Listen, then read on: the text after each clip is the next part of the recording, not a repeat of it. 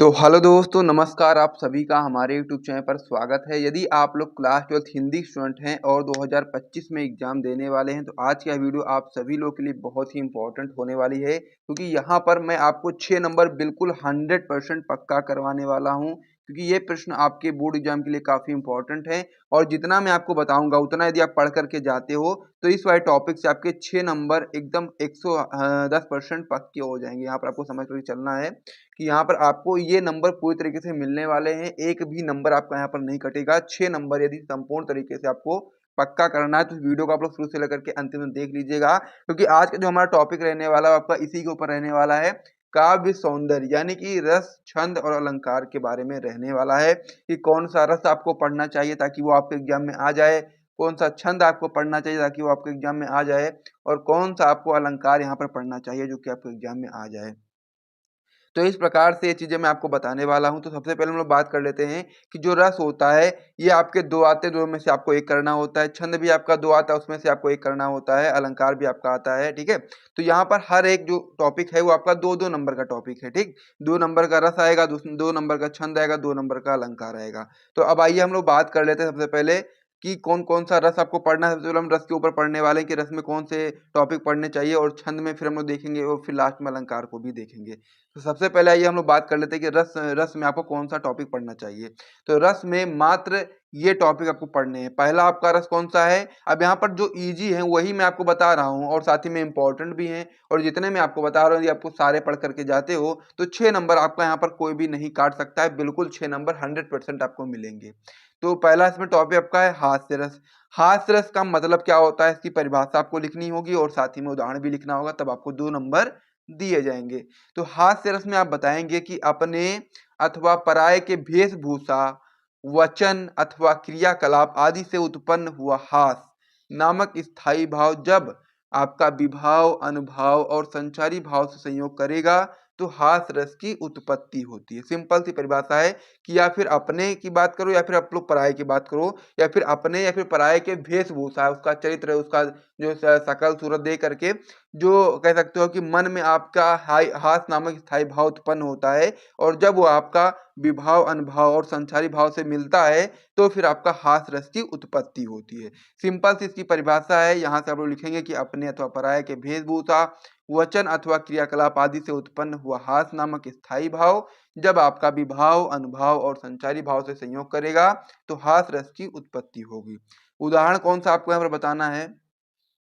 तो यहाँ पर आप लोग बताएंगे उदाहरण में कि नाना वाहन नाना वेशा बिहसे शिव समाज निज देखा को मुखहीन विपुल मुख काहू बिन पद कर को बाहू पद बाहू। यानी कहने का मतलब ये है कि जो आप लोग देखोगे तो जब शंकर जी की शादी हो रही थी उस टाइम पर जो उनका जो कह सकते हो बारात जो गई थी उसमें ऐसे ऐसे लोग उसमें गए थे जिनमें किसी का कह सकते हो कि मुख ही नहीं था, किसी के बहुत ज्यादा मुख थे, किसी के हाथ पैर ही नहीं थे, किसी के बहुत ज्यादा पैर ही पैर थे, हाथ ही हाथ थे। तो इस प्रकार से चीज़ों को देख करके जो मन में जो आपका स्थायी नामक बोल सकते हो कि हास नामक जो स्थायी भाव उत्पन्न होता है, और फिर वही आपका विभाव, अनुभाव और संचारी भाव से संयोग करेगा तो हास रस की उत्पत्ति होगी। उदाहरण मैंने आपको बता ही दिया है कि नाना वाहन नाना वेशा बिहसे शिव समाज निज देखा को मुखहीन विपुल मुख काहू बिन पद कर कोई बाहू पद बाहू। इस प्रकार से आप लोग याद कर लीजिएगा, 2-3 बार में आपको याद हो जाएगा। अगला इसमें आपको रस पढ़ना है करुण रस। करुण रस में आप बताएंगे करुण रस का स्थायी भाव शोक होता है। सिंपल सी मतलब की बात है कि जैसे कि हास रस का स्थायी भाव आपका हास होता है, उसी प्रकार से करुण रस का स्थायी भाव आपका शोक होता है। करुण का मतलब क्या होता है? मतलब कोई दुख हो गया या किसी प्रकार का शोक हो गया आपके मन में, तो वो क्या है, आपका एक करुण रस है। करुण रस मतलब कि आपके मन में जब किसी भी बात की चिंता होती है या फिर किसी बात से आप परेशान होते हैं, किसी बात से आप लोग कह सकते हो आपके मन में इस प्रकार से भाव उत्पन्न होते हैं कि आप दुखी हैं, तो उसको ही हम लोग करुण रस बोलते हैं। तो करुण रस का स्थायी भाव आपका शोक है, और जब आपका शोक नामक स्थायी भाव विभाव, अनुभाव और संचारी भाव से पुष्टि होता है तो फिर आपका करुण रस की उत्पत्ति होती है। उदाहरण में क्या बताएंगे आप लोग? उदाहरण में आप बताओगे क्यों छलक रहा दुख मेरा उषा की मृदु पलकों में, हाँ उलझ रहा सुख मेरा संध्या के घन अलकों में। इस प्रकार से आपका ये उदाहरण हो गया। तो करुण रस और साथ ही में उसका उदाहरण भी आपका एक इम्पॉर्टेंट है, इसे भी आप लोग तैयार कर लीजिएगा, और फिर हम लोग आगे बढ़ेंगे और एक रस और भी देखेंगे आपको। अगला रस आपका इसमें श्रृंगार रस। अब श्रृंगार रस भी आपका इंपॉर्टेंट होता है, उसमें आप बताएंगे श्रृंगार रस का स्थायी भाव आपका रति है। और जब आपका सिंपल सी सारी परिभाषाएं हैं, यानी कि यदि आपको क्या पता है, स्थायी भाव पता है, चाहे हास रस का पता है, तो आप लोग क्या बताएंगे कि हास रस का स्थायी भाव आपका हास है। और इस जब आपका हास नामक स्थायी भाव जो आपका होगा, वो आपका जब विभाव अनुभाव और संचारी भाव से संयोग करेगा तो आपका हास रस की उत्पत्ति होगी। उसी प्रकार से करुण रस का स्थायी भाव शोक है, और जब आपका शोक नामक स्थायी भाव विभाव अनुभाव और संचारी भाव से पुष्टि होता है तो करुण रस की उत्पत्ति होती है। उसी प्रकार से श्रृंगार रस का स्थायी भाव रति है, और जब रति नामक स्थायी भाव विभाव अनुभाव और संचारी भाव से संयोग कर लेता है तो फिर श्रृंगार रस की उत्पत्ति होती है। उदाहरण में आप बताएंगे, मेरे तो गिरधर गोपाल दूसरो न कोई, जाके सिर मोर मुकुट मेरे पति सोई। इस प्रकार से आपका ये हो गया है। तो इस प्रकार से जो रस वाला टॉपिक था, रस में आपको इतने ही रस पढ़ने हैं और आपके 2 नंबर पक्के हो जाएंगे 110%। यहाँ पर आप मान करके चलो। तो इस प्रकार से हास मतलब कि जो रस वाला टॉपिक था कंप्लीट हो गया है। अब हम लोग आगे बढ़ते हैं और अभी टॉपिक को देखते हैं। अब हम लोग उसमें आगे बढ़ जाते हैं, ठीक है। तो अब हम लोग देखने वाले छंद में क्या क्या आपको कौन कौन से छंद पढ़ने हैं। तो छंद में आइए बात कर लेते हैं कि कौन सा छंद आपको पढ़ना है। तो छंद में आप बताएंगे सबसे पहला आपका होगा चौपाई।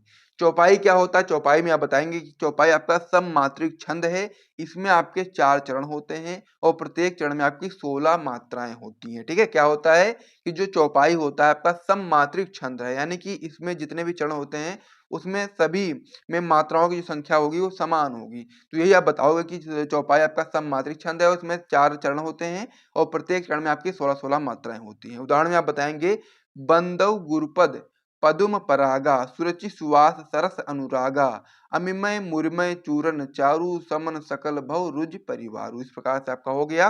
तो यहाँ पर आपका कितने चरण हो गए, पहला चरण ये हो गया, दूसरा चरण आपका ये हो गया, तीसरा चरण आपका ये हो गया, चौथा चरण आपका ये हो गया। अब यहाँ पर प्रत्येक चरण में आपकी 16-16 मात्राएं हैं। ये आपका जो इस प्रकार से बना, इसको हम 2 जोड़ेंगे, इसको हम लोग एक एक जोड़ेंगे डंडी को, ठीक है। तो क्या हो गया, 2 3 4 5 6 7 8 9 10 11 12 और फिर 2 14 2 16। इस प्रकार से पहले पद में कितने हो गए, पहले आपका जो चरण है इसमें आपकी 16 मात्राएं हो गई। इसी प्रकार से दूसरा जो चरण है इसमें भी आप लोग जब देखोगे तो इसमें भी आपकी 16 होंगी, 1 2 3 4 5 6 7 8 9 10 11 12 और फिर 2 14 2 16। इस प्रकार से, इसी प्रकार से जितने भी इसमें आपके चरण हैं सब में आपकी 16-16 मात्राएं होंगी। अब ये किस प्रकार से होंगी उसके भी यही समझ लीजिए। अगर कोई सिंगल वर्ड है जैसे कि दा है तो इसमें केवल आप लोग एक डंडी खींचोगे, एक मानोगे, और जहां पर मात्रा लगी है और साथ ही में कोई वर्ड है तो फिर आपका ये हो जाएगा 2। इस प्रकार से आपको ये समझना है। तो ये भी आपका हो गया है। अब हम लोग आगे बढ़ते हैं और छंद में दूसरा जो आपका छंद है उसके बारे में ही बात कर लेते हैं। तो पहला आपको चौपाई पढ़ना है, दूसरा आपका है दोहा। दोहा में आप बताएंगे कि दोहा आपका अर्ध सममात्रिक छंद है।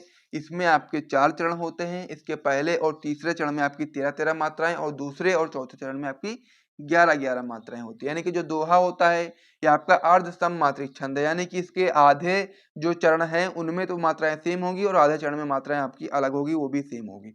तो इस प्रकार से आपको समझना है कि दोहा आपका अर्ध सममात्रिक छंद है। इसमें आपके 4 चरण होते हैं। इसके पहले और साथ ही में तीसरे वाले चरण में 13-13 मात्राएं होंगी और दूसरे और चौथे वाले चरण में आपकी 11-11 मात्राएं होंगी। इसका उदाहरण आपका हो जाएगा, इसका उदाहरण क्या होगा आपके सामने, तो इसका उदाहरण आपका हो जाएगा, मेरी भव बाधा हरो राधा नागरी सोई जा तन की झाई परे श्यामो हरित दुति होई। तो इसमें आप देखेंगे तो इसका जो पहला चरण है इसमें आपकी कौन सी कितनी मात्राएं होंगी, 13 मात्राएं होंगी और तीसरे चरण में भी आपकी 13 मात्राएं होंगी। इस प्रकार से आप जोड़ सकते हो, 2 2 4 5 6, फिर उसके बाद 6 2 8 8 2 10, फिर यहाँ पर 11 और 2 13। इस प्रकार से पहले चरण में कितनी हो गई, 13 हो गई। इसी प्रकार से जो तीसरा चरण है इसमें भी आपकी 13 होंगी, 2 3 4 4 2 6 6 2 8 8 2 10 2, यहाँ पर आपको 12 और 1 13। इस प्रकार से 13-13 हो गई पहले और तीसरे चरण में। दूसरे और चौथे चरण में आपकी यहाँ पर 11-11 मात्राएं होती हैं। इस प्रकार से जोड़ोगे आप लोग, 2 2 4 2 6 7 8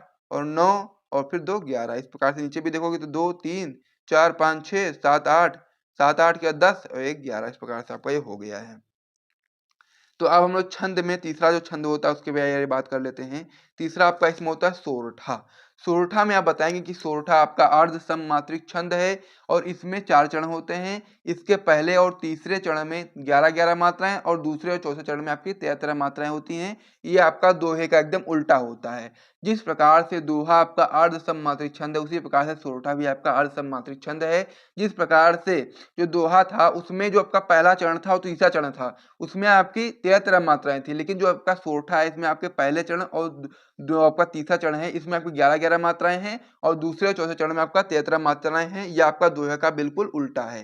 तो इस प्रकार से आपका ये हो जाएगा। उदाहरण में आप बताएंगे, राम स्वरूप तुम्हार बयन अगोचर बुद्धि पर, अभिगत अकथ अपार नेति नेति नित्य निगम कहा। और यहाँ पर आपको कंफ्यूज नहीं होना है। यहाँ पर मैंने आपको बताया ही है कि जो आपका दोहा होता है उसके पहले और तीसरे चरण में 13 मात्राएं होती हैं और दूसरे और चौथे चरण में आपके यहाँ पर 11-11 मात्राएं होती हैं।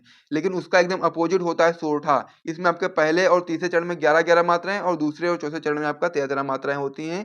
इसीलिए आपको कंफ्यूज नहीं होना, अच्छे तरीके से पढ़ करके जाना ताकि आप कंफ्यूज ना हो। अब यहाँ पर मात्राएं जोड़ सकते हो आप लोग। तो आप लोग पहला चरण है तो इसमें आपको कितनी मात्राएं होंगी? 11 मात्राएं होंगी। तो 2 3 4, 4 2 6, 6 7, 7 1 8, 1 9, 2 11 इस प्रकार से आपका हो गया। और तीसरे चरण में भी आपकी 11 मात्राएं होंगी।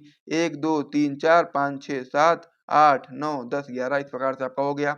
और दूसरे और चौथे चरण में आपकी यहाँ पर होंगी 13 मात्राएं, जैसे कि 1 2 3 4 5 6 और 2 8 2 10 11 12 13 इस प्रकार से आपका हो गया। और नीचे वाले में भी 2 3 आपका यहाँ पर 5 6 7 8 9 10 11 12 13 इस प्रकार से आपका ये हो गया। तो यहाँ पर आप लोगों ने रस में क्या पढ़ना था मैंने आपको बता दिया, छंद में क्या पढ़ना ये भी मैंने आपको बता दिया है। अब आपका इसमें लास्ट टॉपिक बचा है अलंकार। तो अलंकार में कौन कौन सा अलंकार आपको पढ़ना है, इसमें भी आपके इजी अलंकार मैंने लिख दिए हैं। जिसमें आपका पहला है अनुप्रियास अलंकार। तो अनुप्रियास अलंकार में आप बताएंगे कि इस मतलब कि इस अलंकार में क्या होगा कि एक ही वर्ण की बार बार आवृत्ति होने पर आपका अनुप्रियास अलंकार होता है। यानी कि जब एक ही वर्ण बार बार आए, उसकी आवृत्ति बार बार हो, उसको हम लोग क्या बोलेंगे? अनुप्रियास अलंकार बोलेंगे। उदाहरण में आप बताएंगे आप लोग, कानन कठिन भयंकर भारी घोर घाम हिम वारी वयारी।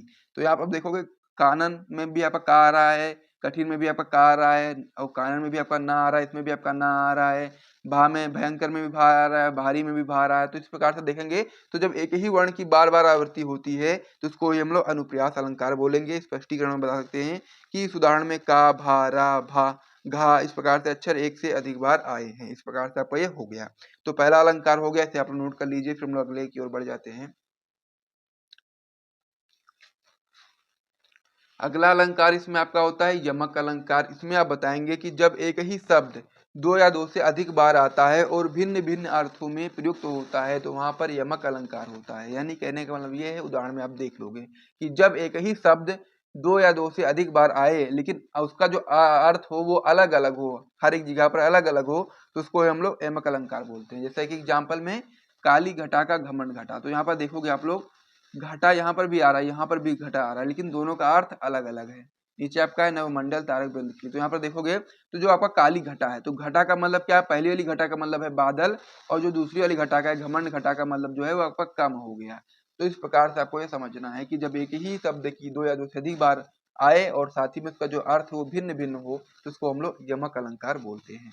इस स्पष्टीकरण में पहले वाले घटा का मतलब है बादल, दूसरे वाले घटा का मतलब है कम हो गया। नोट कर लीजिए। अगला इसमें आपका अलंकार है उत्प्रेक्षा अलंकार। इसमें आप बताएंगे कि जहां उपमेय में उपमान की संभावना की जाए वहां पर आपका उत्प्रेक्षा अलंकार होता है। एग्जाम्पल बताएंगे आप लोग, सोहत ओढ़े पीठ पटु श्याम सलोने गात, मनो नील मणि शैल पर आतपु परियो प्रगात। अब स्पष्टीकरण में आप बताएंगे कि यहाँ पर श्री कृष्ण के श्याम गात में नीलमणि शैल की तथा पीठ पट में प्रभात के आतव की संभावना की गई है। तो ये आपका उत्प्रेक्षा अलंकार हो गया है। इसे भी आप लोग नोट कर लीजिए। आगे आपका इसमें हो जाता है श्लेष अलंकार, जो कि आपका लास्ट होता है। इसमें आप बताएंगे कि जब एक शब्द एक ही बार प्रयुक्त होता है किंतु उसके दो या दो से अधिक अर्थ होते हैं तब वो आपका श्लेष अलंकार होता है। उदाहरण में आप बताएंगे, चिर जीवो जोरी जुरे क्यों न स्नेह गंभीर, को घटी ये वृष भानुजा होए हलदर के वीर। तो यहाँ पर क्या हो रहा है कि एक शब्द एक ही बार आ रहा है लेकिन इसका जो अर्थ है वो दो या दो से अधिक होते हैं। कैसे होते हैं ये समझते हैं। यहाँ पर क्या दिया गया? वृष भानुजा। तो वृष भानुजा का जो अर्थ होता है, पहला अर्थ होता है राजा वृषभानु की पुत्री राधा, और दूसरा आपका होता है वृषभ की बहन गाय। ठीक है, तो यहाँ पर शब्द एक ही, इसके अर्थ दो हैं। दूसरा आपका इसमें हलधर, तो हलधर का मतलब होता है, पहले वाले का मतलब होता है बलराम, दूसरे वाले का मतलब होता है बैल। तो ये स्पष्टीकरण आपका ये हो जाता है। तो इस प्रकार से वाला भी जो आपका अलंकार था कंप्लीट हो गया है। तो इस प्रकार से रस छंद अलंकार में जो जो टॉपिक वो पढ़ने थे वो सारे मैंने बता दिए हैं। यदि आपको यहाँ से वीडियो पसंद आया तो वीडियो को लाइक जरूर करिएगा, चैनल को सब्सक्राइब करिएगा। मिलते हैं नेक्स्ट वीडियो में और भी इंपॉर्टेंट प्रश्नों के साथ में, तब तक के लिए जय हिंद।